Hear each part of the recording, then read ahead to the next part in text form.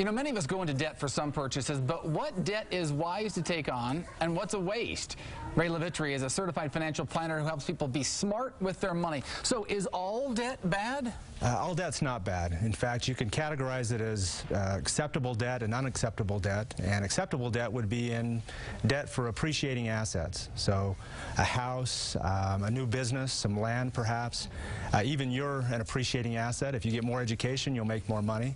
So those would be acceptable debt. That's almost an investment more than really a debt, if you think of it that way, right? Yeah, absolutely. Now, unacceptable debt would be any consumer purchase that you buy on credit cards or however you buy that on debt, which means, in my opinion, a car, obviously using your credit card to go on vacation or buy clothes, those are all depreciating assets, and people can get by with lesser cars, a little less comfort, and no payment is a big thing. Car loans for you are a big thing as well, and you sort of have an example on how much, because I think people don't understand how much car loans really can be costing us. Walk me through for the example. This is for someone who had a regular car payment over the course of 40 years, right? Yeah, so a lot of people are like that. They get a car, they have a car payment, they trade the car in, they get another car payment, and they might do that their whole careers. And so I did some testing and said, what if you did that starting in 1971, and you always had a $200 a month payment all the way until now?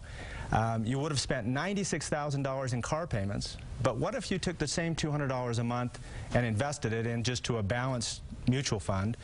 That same $200 a month would now be worth over $1.5 million. Wow. So the cars you bought cost you $1.5 million.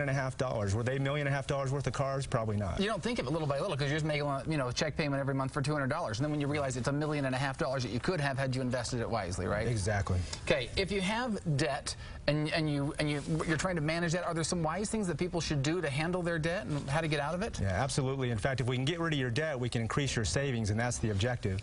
The first thing you can do is just start budgeting. Understand where your money's going, and then look for ways to cut. And the best place I found, or the best way I found to budget, is through a website called mint.com. You basically take all of your accounts, you stick them into Mint, and it actually drags all the information in on your debt and your checking and your credit cards, your brokerage accounts, and it shows you actually where your money's going. Is this a free service? It's a free service. Okay.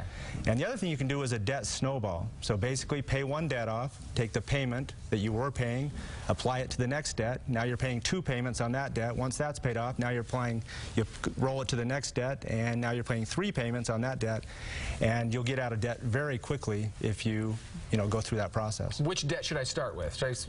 Is there a better one? Good question. There's a little debate on that. I like to start with the debt that I can pay off the quickest. I want to get some momentum, and if I can pay it off in a few months, now I can take that payment and apply it to the next debt, and I get excited about the process. If I have to wait 3 years before I roll that first payment, I'll probably forget about the strategy. You lose your interest in your momentum that way, don't you? Exactly. Ray's got some great ideas. His book, 20 Retirement Decisions You Need to Make Right Now, it has some good advice on exactly that.